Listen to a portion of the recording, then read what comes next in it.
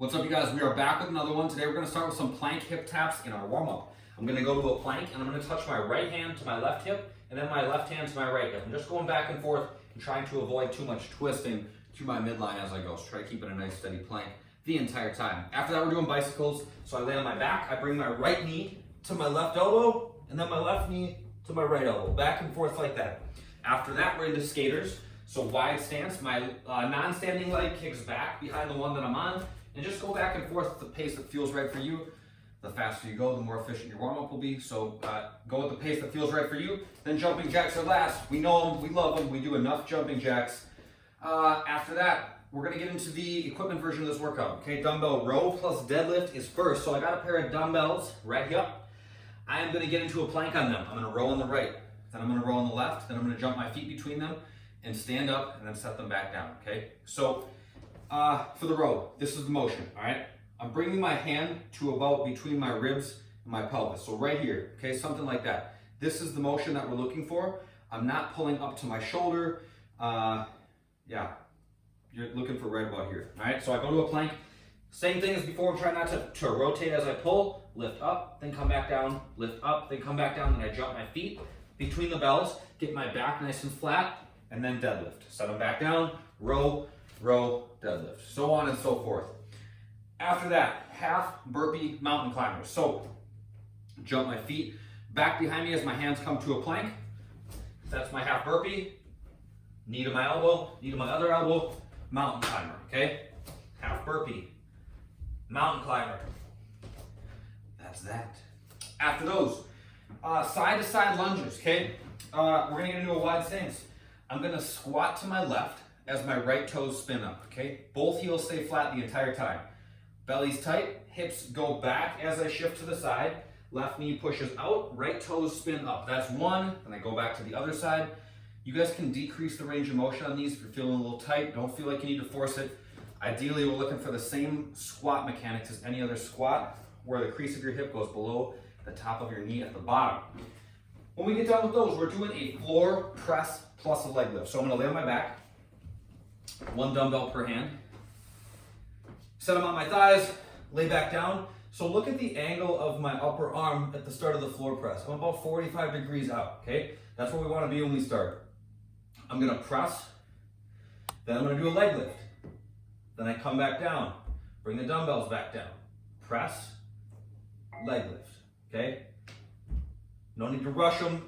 I'm gonna have a few minutes here, so go at a pace that you can maintain quality throughout for. And then we finish, we're back to the dumbbell row plus deadlift. So that is the equipment version of this, the body weight version. A little bit of the movements will be the same.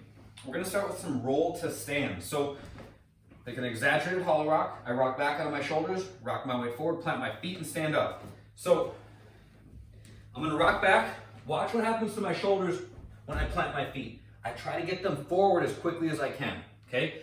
So if you don't throw your weight forward, like think about doing a sit-up, if you don't get your weight on top of your feet, you're gonna end up falling backwards on your butt. So it looks like this. I sit down, rock back, roll onto my shoulders, plant my feet, roll my arms forward, so my upper body's on top of my feet, and then I stand on up.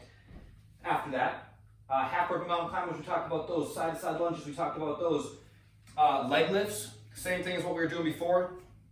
When you're doing your leg lifts, you guys, sometimes people say, I feel my back kind of feels a little tweaked when I'm doing this. If my head's on the ground, my back wants to arch up, all right? But if I look at my feet, now I'm in that hollow shape and my belly's more engaged. So think about looking at your toes when you start, okay? Last up, we're doing some jumping lunges. If you want to do just standard lunges, you can do that. If you can jump the transition, more power to you. So think about one foot being at about, you're at about shoulder width with your stance, you're not one foot right in front of the other. Back knee taps the ground, then I come up, jump and switch. Come up, jump and switch, just like so. That is the bodyweight version. We got a little accessory work we're gonna work on today. We're gonna do 3 rounds of a handstand hold or a plank. So find a section of wall. You can walk your feet up the wall into some version of a handstand.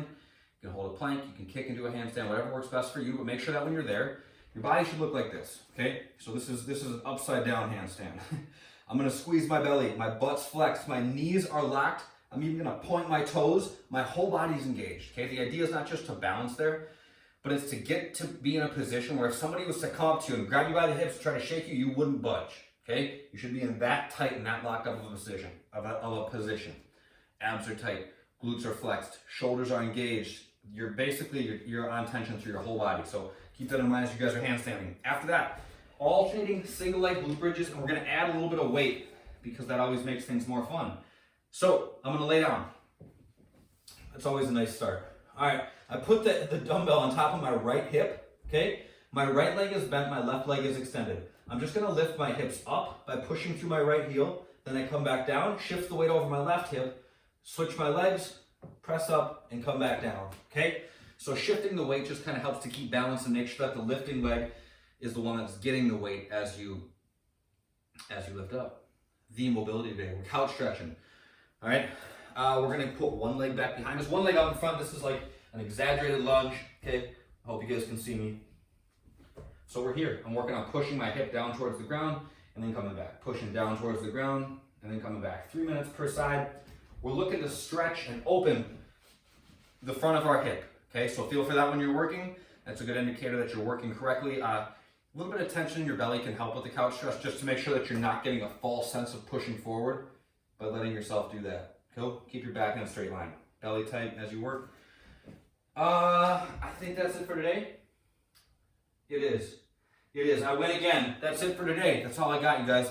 I'll see you next time. Goodbye.